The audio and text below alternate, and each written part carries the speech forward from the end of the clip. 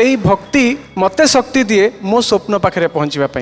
तो मोर जो साधना मोर कर्म पाई मोर जो निष्ठा मोर कर्म को भगवान मानिबार जो उद्यम ता भीतर ही मोर भक्ति थाए। मनोरंजन और भक्ति को आप अलग करें ना, कारण एठी बीणा पाणी जी से होचंते माँ सरस्वती, जी डंबरुधर से होचंते देवदेव महादेव, जी बंशीधर से होचंते पुरुषोत्तम श्रीकृष्ण, आउ जी गिनी आ मृदंग बजै कर आसचंती से होचंते श्री चैतन्य। मुक्ति पुच्छ गोपाल, गोपाल में तो मुक्ति है, मेरे मुक्ति बताओ।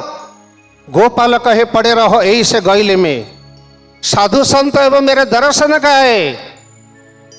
संत दर्श पद रज का पद रज उड़ी उड़ी मस्तक पड़े तो मुक्ति तुम भी मुक्त हो जाए। जय जगन्नाथ। नमस्कार आपण मानंकु समस्तंकु प्रार्थनार ए मंथन कार्यक्रम को आउ थरे स्वागत। सीधा आमे आसीबा आलोचना उपरकू, भक्ति बनाम मनोरंजन। प्रकृत रे भक्ति कौन एवं मनोरंजन रो संज्ञा कौन? मनोरंजन भक्ति पाई निहाती दरकार कि ये एक प्रश्न वर्तमान युवपीढ़ी रे समस्तंक पाखरे बुलुची। आपण माने समस्ते भजन क्लबिंग ना शुणिथिबे, जो माने नेशनल लेवल ले कथाकार माने अछंती, प्रवक्ता माने अछंती, आध्यात्मिकता पर आलोचना करूचंती, से माने गोटे गोटे गीत गाई देला बेलकु ताहा मिलियंस बिलियंस भाबरे रील रे भाइराल होउची। पिला माने रील करूचंती, छोट छोट पिला माने पुओ झियो माने नाचुचंती ता उपरे। ताहा कोन प्रकृत भक्ति ना मनोरंजन? एई भली एक चिंताधारा को नहीं कि ए विषय वस्तु भक्ति बनाम मनोरंजन। तेणु आलोचना को आरंभ करिबा। मु प्रथमे मोर बाम पार्श्वर थिबा डॉक्टर कृष्णकेशव षडंगी पाखरु आरंभ करिबी जे आपणक मतरे प्रकृत भक्तिर अर्थ कौन? आपण भक्ति कहले कौन बुझंती? भक्ति कथा जेतेबेले आमे आलोचना को नबा, सर्वप्रथमे आम दृष्टि रे भक्ति शब्दर व्युत्पत्ति को अनुशीलन करिवार आवश्यकता पड़िबो। आपण माने समस्ते जानती भज सेवायम, भज इत्येव जो धातु सेवायं परिकीर्तितः, तस्मात् सेवा बुधैः प्रोक्ता भक्ति साधन भूयसी। महागरुड़ पुराण 231 अध्याय 3 नंबर श्लोक रे स्पष्ट भाव रे कहउचंती जे भज धातुरु 3 प्रत्यय कि भक्ति, जहा सेवा को बुझाए। भक्तिर प्रमुख तत्वटी होची सेवा। आ आमे भगवद गीता जेतेबेले पढ़ुचे सेतेबेले आमे कौन पढ़ुचे ना सेवया। सेवया सेवा द्वारा आमे गुरुंकु इष्टंकु समस्तंकु तुष्ट करिबा, अनुरक्ति प्रकाश करिबा एवं तांकर कृपा पाइबा, एटा संभव हो पारे। सेवा करिबा एवं कृपा पाइबा एहा ही भक्ति। गौर सेवानंद महाराज आपण कौन भाबुचंती जे प्रकृत भक्तिर अर्थ एया ना आपणक मतरे आउ किछि अछि? व्याकरण अंगीकृत कोटि मितम च शास्त्रम अंगीकृत व्याकरण चजेन न शोभत तस्य मुखारविंदम सिंदूर बिंदुर विधवा ललाटे इति पाणिनि। भक्तिर व्युत्पत्ति महात्मा कहले। भातर व्युत्पत्ति कौन से एक व्युत्पत्ति तार केमिति उत्पत्ति हला ताही व्याकरण कहे, किंतु पालन करिबा होची भक्तर लक्षण। भक्त ही भक्ति को पालन करिबो।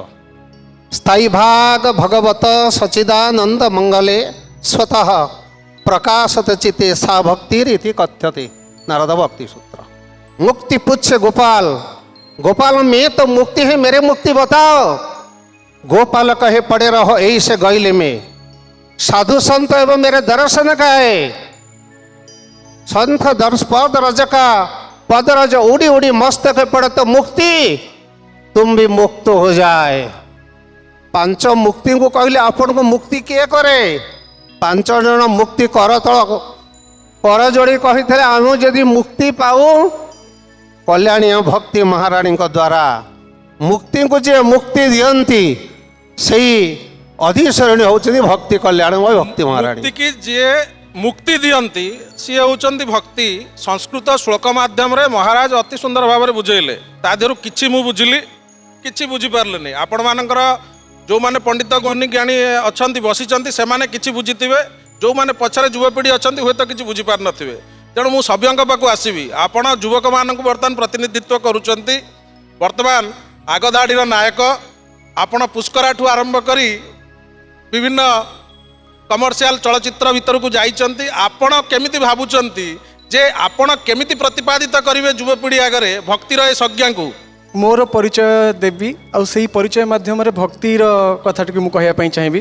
ମୋର ଦୁଇଟି ପରିଚୟ, ଗୋଟେ ବାହାର ଜଗତର ପରିଚୟ ଯେଉଁ ପରିଚୟ ମାନେ ଆପଣମାନେ ଦେଇଛନ୍ତି, ଗୋଟେ କଳାକାରର ପରିଚୟ ଯିଏକି ସମସ୍ତଙ୍କର ମନୋରଞ୍ଜନ କରେ, ଆଉ ଗୋଟେ ପରିଚୟ ମୋ ଭିତରର ପରିଚୟ। ମୁଁ ଯେଉଁ ଆଶୀର୍ବାଦ ପାଇଛି ଆପଣମାନଙ୍କ ମନକୁ ଜିତିବା ପାଇଁ, ମୁଁ ଯେଉଁ ଭଗବାନଙ୍କ ମାଧ୍ୟମରେ ଯେଉଁ ଗୋଟେ ଏତେ ବଡ଼ ଗୋଟେ ଜାଗାରେ ପହଞ୍ଚି ପାରିଛି ଯାହାର ମୋତେ ଲାଗେନି ଯେ ମୁଁ ଯୋଗ୍ୟ, କାହିଁକିନା ମୋଠୁ ଆହୁରି ଅଧିକା ହ୍ୟାଣ୍ଡସମ୍ ପିଲାମାନେ ଅଛନ୍ତି, ମୋଠୁ ଆହୁରି ଅଧିକା ଟ୍ୟାଲେଣ୍ଟେଡ଼ ପିଲାମାନେ ଅଛନ୍ତି।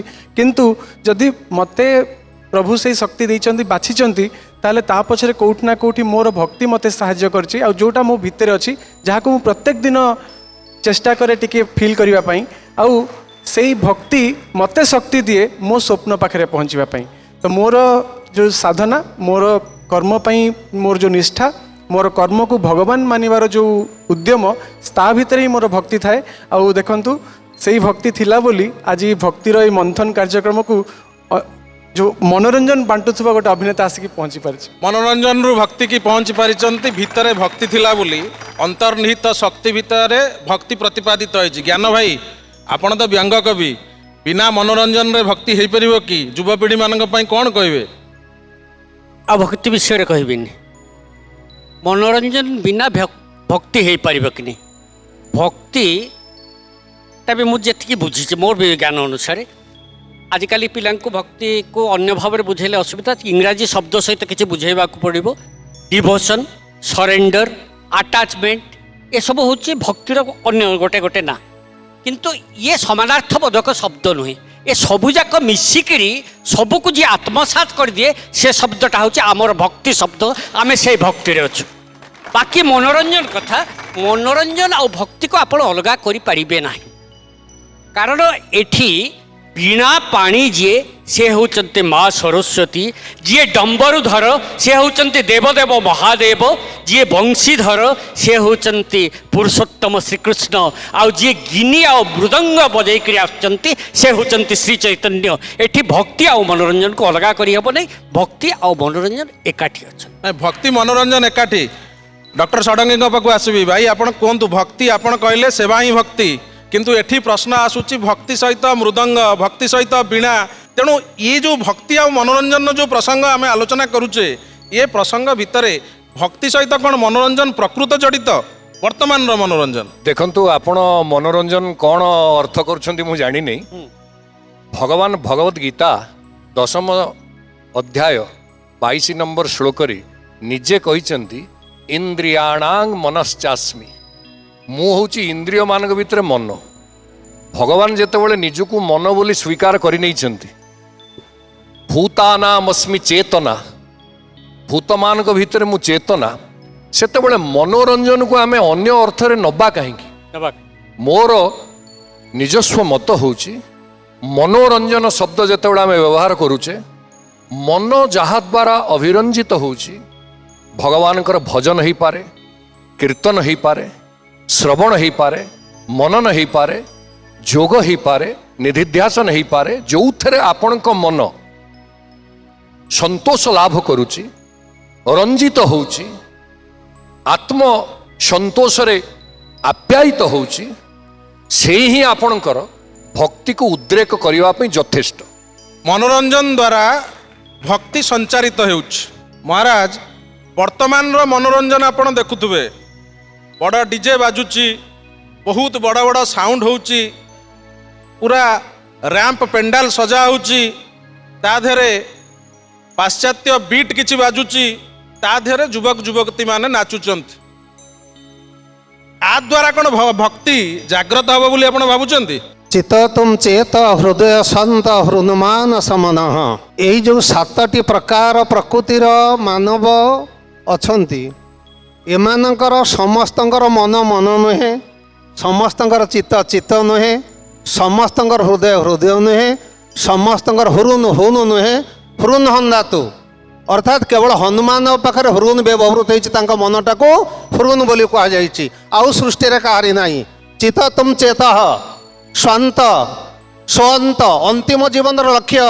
ଇଟ୍ has been the solace of my life and it will be the solace of my death. Schopenhauer and Max Muller had come to India feel proud to Ved, Upanishad, Brahmasutra, Shankara Bhashya and Sanatana philosophy. ସ୍ଥିତ ପ୍ରଜ୍ଞ ଲୋକ ହିଁ ଭକ୍ତ, ଆଉ ଭକ୍ତି ତା ଭିତରେ ସମ୍ଭବ।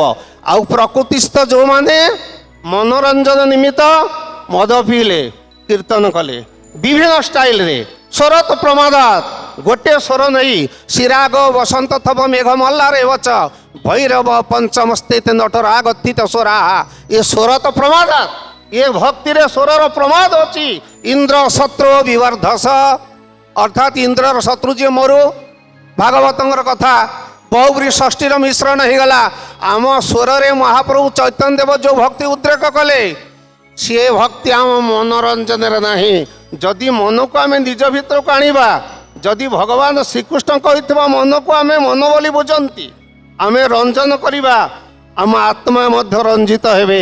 ଆତ୍ମାକୁ ଛାଡ଼ି ମନର ରଞ୍ଜନ ନାହିଁ, ମନକୁ ରଞ୍ଜନ ଆପଣ କହୁଛନ୍ତି ଆତ୍ମାନୁରଞ୍ଜନ, ମନୋରଞ୍ଜନ ନୁହଁ, ଆତ୍ମାନୁରଞ୍ଜନ। ନିଶ୍ଚୟ। ତେଣୁ ଆତ୍ମାନୁରଞ୍ଜନ କଥା ସଭ୍ୟ ମୁଁ ଆପଣଙ୍କ ପାଖକୁ ଆସିବି। ବର୍ତ୍ତମାନ ଇନଷ୍ଟାଗ୍ରାମ, ଟ୍ୱିଟର, ଫେସବୁକ୍, ୟୁଟ୍ୟୁବ, ଏବେ ଏଆଇ ଟୁଲ୍, ଆକୁ ଛାଡ଼ିକି ବର୍ତ୍ତମାନର ଜେନ୍ଜି ଆଲଫା ଜେନେରେସନ୍ ମାନେ ବର୍ତ୍ତମାନର ଯୁବପିଢ଼ି ବା ଆମ ପିଢ଼ି, ଆମ ପରପିଢ଼ି ଯେଉଁମାନେ ଆସୁଛନ୍ତି, ସେମାନେ ବଞ୍ଚିପାରିବେ ନାହିଁ। କାହିଁକି? ଗୋଟେ ପେସେଣ୍ଟ ମୋ ପାଖକୁ ଆସିଲା, ମୁଁ ତାକୁ କହିଲି ବାପା ତୁ ଲ୍ୟାପଟପ୍ ୟୁଜ୍ କମ୍ କର, କହିଲା ସାର୍ ଇଟ୍ ଇଜ୍ ସୁଇସାଇଡାଲ୍। ଆପଣ ଯେଉଁ ଆଡ଼ଭାଇସ୍ ଦେଉଛନ୍ତି ଇଟ୍ ଇଜ୍ ସୁଇସାଇଡାଲ୍। ତେଣୁ ବର୍ତ୍ତମାନର ଯୁବପିଢ଼ି ଆପଣ ଦେଖିଥିବେ ସମସ୍ତେ ଏଇଥିରେ ମାତିଛନ୍ତି। ବର୍ତ୍ତମାନ ଯେଉଁ ଟାଇପ୍ର କନସର୍ଟ ହେଉଛି ଆପଣମାନେ ଦେଖୁଛନ୍ତି, ଆ ଦ୍ୱାରା ଭକ୍ତି କ'ଣ ସତରେ ଜାଗ୍ରତ ହେବ କି? ଦେଖନ୍ତୁ, ଭକ୍ତି ଆଉ ମନୋରଞ୍ଜନ ଭିତରେ ଆଉ ସେଇ ମନୋରଞ୍ଜନର ଗୋଟେ ଶାଳୀନତା ମଧ୍ୟ ଦରକାର, ଯେଉଁ ଶାଳୀନତା ଧାର୍ଯ୍ୟ କରିବ ଯେ କେଉଁଟା ଠିକ୍ କେଉଁଟା ଅସଞ୍ଜତ। ଆଉ ସେଇ ଯେଉଁ ରେଡ୍ ଲାଇନ୍ଟି ଅଛି ତାକୁ ନିହାତି ଭାବରେ ବୁଝିବା ଆମ ସମସ୍ତଙ୍କର କର୍ତ୍ତବ୍ୟ। ଆଜି ଦେଖିବେ ସୋସିଆଲ ମିଡ଼ିଆରେ ଆମେ ସମସ୍ତେ କେଉଁଠି ନା କେଉଁଠି ଭକ୍ତିକୁ କନଜ୍ୟୁମ୍ କରୁଛେ। ସୋସିଆଲ ମିଡ଼ିଆରେ ଏଆଇ ମାଧ୍ୟମରେ ଜଗନ୍ନାଥଙ୍କର ଅସଂଖ୍ୟ ରିଲ୍ ଭାଇରାଲ ହେଉଛି, ଲୋକ ତାକୁ ଦେଖୁଛନ୍ତି, ଅନେକ ଲୋକ ତାକୁ ଭଲ ମଧ୍ୟ ପାଉଛନ୍ତି, ଅନେକ ଲୋକ ତାକୁ ତର୍ଜମା ମଧ୍ୟ କରୁଛନ୍ତି। କିନ୍ତୁ ମୋ ହିସାବରେ ଶାଳୀନତା ରଖିକି ଯଦି ଆମେ ଭକ୍ତି ଯେଉଁ କଥାଟିକୁ ମନର ରଞ୍ଜନ ହେଉ କିମ୍ବା ଆତ୍ମାର ରଞ୍ଜନ ହେଉ, ସେଇ କଥାକୁ ଯଦି ଆମେ ହୃଦୟଙ୍ଗମ କରିପାରୁଛେ, ଭକ୍ତିର ନିକଟବର୍ତ୍ତୀ ହେଇପାରୁଛେ, ଭକ୍ତିକୁ ଅଧିକାରୁ ଅଧିକା ତାକୁ ଆମେ ହୃଦୟଙ୍ଗମ କରିପାରୁଛେ, କିନ୍ତୁ ଯଦି ମାଧ୍ୟମଟା ଶାଳୀନତାର ସହିତ ଅଛି, ତାହେଲେ ସେଟା ନିଶ୍ଚିତ ଭକ୍ତି ଶାଳୀନତା ଭିତରେ ରହିବା ଦରକାର। ଜ୍ଞାନ ଭାଇ, ମୁଁ ଆପଣଙ୍କ ପାଖକୁ ଆସିବି। ଯେତେବେଳେ ଭକ୍ତଟିଏ ନାଚୁଛି, ଉତ୍ଫୁଲ୍ଲିତ ହେଇକି ନାଚୁଛି, ସେ ନାଚି ନାଚି ନାଚି ନାଚି ସେ ଡୋର ପର୍ଯ୍ୟନ୍ତ ପଳେଇ ଯାଉଛି, ଷ୍ଟେଜ୍ ଉପର ସାରା ନାଚୁଛି, ପୁରା ତଲ୍ଲୀନ ହେଇକି ନାଚୁଛି, ସିଏ ଭୁଲି ଯାଇଛି ସବୁକିଛି, ସେ ତାର ନିଜର ଅସ୍ତିତ୍ୱକୁ ଭୁଲି ଯାଇଛି। ସେଇ ଜାଗାରେ ସେ ଶାଳୀନତାଟାକୁ ରକ୍ଷା କରିପାରିବ କି? ଦେଖନ୍ତୁ, ଅନେକ କଥା ତା ଭିତରେ ଉଠିଛି ଯେ ଆତ୍ମାନୁରଞ୍ଜନ, ମନୋରଞ୍ଜନ। ମନଟା ରଞ୍ଜିତ ହେଲା ପରେ ମନକୁ ରଞ୍ଜେଇକରି ଈଶ୍ୱରଙ୍କ ପାଖରେ ପହଞ୍ଚେଇଲେ ହୁଏତ ସେଟା ଆତ୍ମାନୁରଞ୍ଜନ ହେବ। କିନ୍ତୁ ମନୋରଞ୍ଜନର ଆବଶ୍ୟକତା ଅଛି। ଆଉ ମନୋରଞ୍ଜନ ଭିତରେ ଲୋକ କ'ଣ କ'ଣ ଭୁଲି ଯାଉଛନ୍ତି ତାର ଠିକଣା ନାହିଁ। ଗୋଟେ ଗାଳି ଦେବା ହେଉଛି ଆଜିକାର ସବୁଠୁ ବଡ଼ ମନୋରଞ୍ଜନ। ଯେତିକି ଚ୍ୟାନେଲ୍ ଚାଲିଛି ଏଣ୍ଟରଟେନମେଣ୍ଟ ଚ୍ୟାନେଲ୍, ଆପଣ ସର୍ବଭାରତୀୟ ସ୍ତରରୁ ଆପଣ ରାଜ୍ୟ ସ୍ତରକୁ ଆସନ୍ତୁ, ଗାଳି କଳି ଏଗୁଡ଼ା ହେଉଛି ମନୋରଞ୍ଜନ, ତା ନାଁ ହେଉଛି ଏଣ୍ଟରଟେନମେଣ୍ଟ। ଯଦି ଏଣ୍ଟରଟେନମେଣ୍ଟ ଆଉ ମନୋରଞ୍ଜନକୁ ଗୋଟେ ଶବ୍ଦ କୁହାଯାଏ, କିନ୍ତୁ ସେ ଗାଳିଟାକୁ ବି ଆମେ ତାକୁ ଅନୁରଞ୍ଜିତ କରି, ମନୋରଞ୍ଜିତ କରି ଯଦି ଆତ୍ମା ପାଖରେ ପହଞ୍ଚାଇ ଦେବା, ତାହେଲେ ସେ ଆତ୍ମାନୁରଞ୍ଜନ ହେଇଯିବ। ଯେମିତି ଆମେ ଗାଳି ଦେଇକରି ଜଗନ୍ନାଥକୁ କହୁଛୁ, ଏ ଯେ ଜଗନ୍ନାଥ ତମେ ବଡ଼ ଛଳିଆ, ବଡ଼ ଜଗାଦିଆ, ତମେ ହେ କାଳିଆ, ତା ଆଗରୁ ଛାଡ଼ ମାଡ଼ ଖିଆ ବୁଦ୍ଧି ହେ ବଡ଼ ଦେଉଳେ ବଡ଼ ଗୋସାଇଁ। এটা ଆଜି କ'ଣ ଆରମ୍ଭ ହେଇଛି? ବହୁତ ଆଗରୁ ଆରମ୍ଭ ହେଇଛି। ବ୍ରଜେ ପ୍ରସିଦ୍ଧମ୍ ନବନୀତ ଚୌରମ୍, ଶ୍ରୀକୃଷ୍ଣଙ୍କୁ ଚୌର କୁହାଯାଇଛି। ବ୍ରଜେ ପ୍ରସିଦ୍ଧମ୍ ନବନୀତ ଚୌରମ୍ ଗୋପାଙ୍ଗନାନାମ୍ ଚ ଦୁକୁଳ ଚୌରମ୍। ए चोर बोली गाली दिया जाइए किंतु देखो से गाली केमती कन्भर्ट करा जाइए लास्ट लाइन रे ताको भक्ति अणा जाइए अनेक जन्मार्जित पाप चौरम चौराग्रगण्यम पुरुषम नमामि ये भक्ति को कन्भर्ट है आमे से ताको कन्भर्ट करे दायित्व होची आमर ज्ञानेन ज्ञानमालोक्य ज्ञान पश्चात परित्यज्यते ज्ञान द्वारा ज्ञान वस्तु को जानिबा परे ज्ञान को छाड़ी देवा दरकार तापरे भक्ति आरंभ हबो भक्ति रसामृत सिंधु सेठू तापरे आलोचना कले जेमिति सभ्य कहले शालीनता रहिबा दरकार ज्ञान भाई कहउचंदी मनोरंजन द्वारा आत्मानुरंजन हबो महाराज कहले आत्मानुरंजन हबो वर्तमान जो टाइप रो अनुकरण होउची सेतिरे भक्ति आसी परिबो नाही किंतु ए जो शालीनता एते प्रकार कथा जे भक्त जे पाठशाठ पढ़िनी जा पाखरे ज्ञान नाही जा पाखरे किछि चिंता चेतना नाही सीए गीतटे बाजिला बेलू नाचुची भजन होला बेलू नाचुची तल्लीन हो जाऊँगी ताकू कौन आप भक्ति कहबेनि कि भक्त कहबेनि कि आमर श्रीमद भागवत महापुराण सप्तम स्कंध प्रथम अध्याय 32 नंबर श्लोक रे बेन उपाख्यान रे स्पष्ट भाव रे कहा जाइछंती तस्मात् केनाप्युपायेन मनः कृष्णे निवेशयेत् ये होची श्रीमद भागवत श्रीमद भगवद गीता जेते अध्यात्म ज्ञान सबुर सारांश होची तस्मात् केनाप्युपायेन कौनसी एक उपाय रे मनः कृष्णे निवेशयेत् कृष्णंक ठारे मन को निवेश करिवो कौन से उपाय सबु ना भयात कंसः कामाद गोप्य भयात कंसः विस्याद चैद्यादयो नृपाः संबंधाद वृष्णय स्नेहाद जूयं भक्त्या वयं विभो अर्थात आपण भय रे हो स्नेह रे हो काम रे हो द्वेष रे हो जदि आपण कृष्णंक ठारे मन को निविष्ट करिवा पई उपाय अवलंबन करिवा पई चाहंती केनापि उपायेन कौन से एक उपाय रे ताहले भी आपण समान फल पाइबे जेमिति अजामिल हैला अजामिल कथा आमे समस्ते जानिचे बाजा बजा पापी राजा अजामिल पुत्र को डाकिबा डका खाली पुओ को नारायण बोली डाकिले बोली तांकर उद्धार हो गला बोली आमे कहूचे सेठी गोटे निष्कर्ष दिया जाइछे सांकेत्यम सांकेतिक भाव रे धरंतु जनकर ना जगन्नाथ मु जगन्नाथ को डाकिबा छଳରେ जदि तांकु डाकुची मध्य उच्चारण ना रहउची जगन्नाथ बोली ताहले भी जगन्नाथ मनस्कता मो भितर निश्चित आणुची अवचेतन अवस्था आसूची जोटा मु अस्वीकार करि परिबिनी काना जगन्नाथ कहिदेला माने मु तांकु डाकिले भी मो दृष्टि रे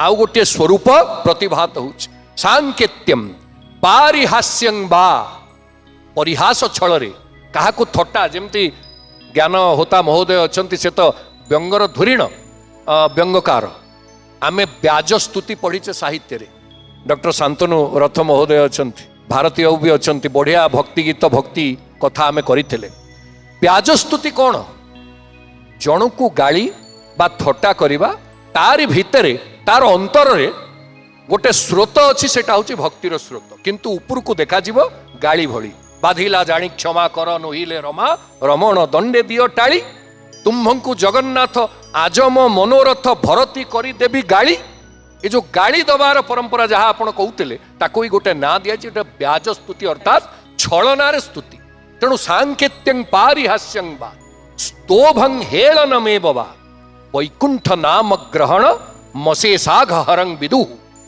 वैकुंठंकर नाम ग्रहण पाई आमको जो माध्यम सुहौची मते गाइबा पई भल लागुची ओके किंतु आपण जो कथा टिके उठेइथिले टिके पूर्वरु प्रचंड शब्द करिकी विकटाल शब्द करिकी डीजे बजेई कि आमे नाचिबा जहाँ सव्यसाची बाबू कहिले आमर समस्तंकर गोटे लक्षण रेखा अछि प्रत्येक क्रियार गोटे लक्षण रेखा अछि गोटे मर्यादा अछि अति सुंदर कथा से मर्यादा को आमे मानी कि जदि कार्य करे मनोरंजन केबे भक्तिर बाधक हब नहीं मनोरंजन भक्तिर बाधक नुह गोटे साधना भाव रे भक्तिर साधक हेई पारे बाधक हेई पारिबो नहीं बोली मनोरंजन भक्तिर बाधक नुह भाई अत्यंत सुंदर कथा कहले रोमांच अश्रु कंपन विवर्ण सब प्रकार कथा आलोचना कले ता पाई गोटे लक्ष्मण रेखा दरकार शालीनता दरकार ଯେମିତି ସଭ୍ୟ କହିଲେ, କିନ୍ତୁ ମୁଁ ଆସିବି ଆମର ମହାରାଜଙ୍କ ପାଖକୁ। ସମୟ ଶେଷ ହେଇ ଆସୁଛି, ତେଣୁ ଅଳ୍ପ ସମୟରେ ସାରିବା। ଗୋଟିଏ ଗୋଟିଏ ପଦ ଆପଣଙ୍କଠୁ ନେବି। ମହାରାଜ, ମୋର ଶେଷ ପ୍ରଶ୍ନ ଆପଣଙ୍କୁ ରହିବ ଯେ ଏତେ ସବୁ କଥା ପରେ ବି ଏ ଯେଉଁ ଭକ୍ତି, ମନୋରଞ୍ଜନ ଭକ୍ତିର ପ୍ରଥମ ସୋପାନ ବୋଲି ଆମେ ଧରିବା କି ନା ଭକ୍ତି ଅନ୍ୟ କିଛି ତଲ୍ଲୀନ ଅବସ୍ଥା ବା ମଦନାକ୍ଷ ମାଦନାକ୍ଷ ଅବସ୍ଥା, ମହାଭାବ ଅବସ୍ଥା? ଭକ୍ତି ଆପଣଙ୍କ ଭାବରେ କ'ଣ? ଆପଣ କେଉଁ ଭାବରେ ଭକ୍ତି କି ଗ୍ରହଣ କରୁଛନ୍ତି? ଶାସ୍ତ୍ର ପଢ଼ିଲେ କିଛି ଭକ୍ତି ସମ୍ବନ୍ଧରେ ଜ୍ଞାନ ଜନ୍ମେ, କିନ୍ତୁ ଭକ୍ତି ହେବାଟା ଜ୍ଞାନ ଦ୍ୱାରା ଏତେ ସମ୍ଭବ ନୁହେଁ। ସବୁ ଶାସ୍ତ୍ରବିତ୍ ମାନେ ଭକ୍ତ ନୁହନ୍ତି। ଏ ଜଣେ କିଛି ଜାଣିନି, ସେ ତାର ଚାଷ କରିବାକୁ ଯାଉଛି, ତା ଭିତରେ ଜ୍ଞାନ ଆପଣ କହିବେ ମୁଁ ସଂସ୍କୃତ ଜାଣିନି, ଇଂରେଜୀ ଜାଣିନି, କିଛି ଜାଣିନି, ମୁଁ ଅଜ୍ଞ, ମୋ ଭିତରେ ଭକ୍ତି ଦିଅ। ସାଡ଼େ ଡିଜେ ବାଜୁଛି, ଦୁର୍ଗା ପୂଜା, କାଳୀ ପୂଜା, ଉନ୍ମାଦନା ସବୁ ଭିତରେ ହେଉଛି। ଅଷ୍ଟସାତ୍ତ୍ୱିକ ବିକାର କ'ଣ ଜାଣିନି। ନୟନମ ଗଳଦାଶ୍ରୁ ଧାରାୟା ବଦନମ ଗଦଗଦ ହୃଦୟା ଗିରା, ମହାପ୍ରଭୁ ଶିଖେଇଲେ। କିନ୍ତୁ ମମ ଗୁଣ ଗାବତ ପୁଲକ ଶରୀରା, ସେ କିଛି ଜାଣିନି। ଜାଣୁ ନ ଜାଣୁ ମୋ ମହିମା ଭକତି ଭଜନ୍ତି ଭକତ ଅଧମା। ଆମେ ଅଧମ ଭାବରେ କେବଳ ପ୍ରଭୁ ତୁମେ ଆଉ ମୁଁ, କେହି ନାହିଁ কিছু ନାହିଁ, শুধু তুমি আমি, তুমি প্রভু আমি দাস এ জীবন স্বামী। বিবেকানন্দ এই প্রশ্ন কলে। রামকৃষ্ণ কলে ওরে শালা তোরা জানিস ভক্তিটা কি জিনিস? কলে বলুন ঠাকুর। না তোরা মেদুর মেঘমালা দেখেছে এই যে আকাশে? কলে হ্যাঁ দেখেছি। বর্ষা আগে কোটি মেঘখণ্ড কোটি বাজে? না পাহাড়র গিরি শৃঙ্গরে। কলে আগে স্পর্শ কিয়ে পাইলা? না পর্বতর গিরি শৃঙ্গ। লাভ পাইলা কিয়ে? না খালুয়া জমি। কলে খালুয়া জমি হেলা ভক্তর হৃদয়। খালুয়া জমিরে ফলন্তা শস্য হেলা ভক্তি। ঠেঙ্গা জমি হেলা অহংକାର ମନୋରଞ୍ଜନ। ଯେତେ ଯେତେ ଶବ୍ଦ ଅଛି ପ୍ରୟୋଗ କର। ପାହାଡ଼ର ଶିଖରରେ ଧାନ ଫଳେ ନା। ଖାଲୁଆ ଜମିର ଫଳ ହେଉଛି ଭକ୍ତି ଆପଣଙ୍କ ମତରେ। ଏବଂ ଶେଷରେ ମୁଁ ସଭ୍ୟ ଏବଂ ଜ୍ଞାନ ଭାଇଙ୍କଠୁ ଶେଷ ଗୋଟେ ପଦ ନେବି ଯେ ମନୋରଞ୍ଜନ ବନାମ ଭକ୍ତିରେ ଆପଣ ଶେଷରେ କେମିତି କହୁଛନ୍ତି ବର୍ତ୍ତମାନ ଯୁବପିଢ଼ି ଭକ୍ତି ଆଡ଼କୁ ଯାଇପାରିବେ? ମନୋରଞ୍ଜନ ହେଉଛି ଆକର୍ଷିତ କରିବା ପାଇଁ, ଗୋଟେ ପିଢ଼ିକୁ ଆକର୍ଷିତ କରିବା ପାଇଁ ଉଦ୍ଦିଷ୍ଟ ହଉ। ଯେମିତି ଗାଁକୁ ସାପୁଆ କେଳା ଆସିଛି, ସାପ ଧରିକିରି ଆସିଛି, ଗାଁ ଲୋକେ ଜାଣିବେ କେମିତି କ'ଣ ସାପ ଫଁ କଲେ ଗାଁ ଲୋକ ଶୁଣିକି ଆସିବେ। ଗୋଟେ ଡମ୍ବରୁ ବଜାଯାଏ, ଡମ୍ବରୁ ବଜେଇଲେ ସେମାନେ ଆକର୍ଷିତ ହେଇକି ଆସନ୍ତି। ଇଏ ଡମ୍ବରୁ ବଜେଇବା କାମଟା ମନୋରଞ୍ଜନ ହଉ, ଆଉ ସେମାନେ ଆସିଲା ପରେ ତାଙ୍କୁ ଈଶ୍ୱରଙ୍କ ନିକଟରେ ତାଙ୍କୁ ଭକ୍ତିଭାବ ଯୋଡ଼ି ଦିଆଯାଉ।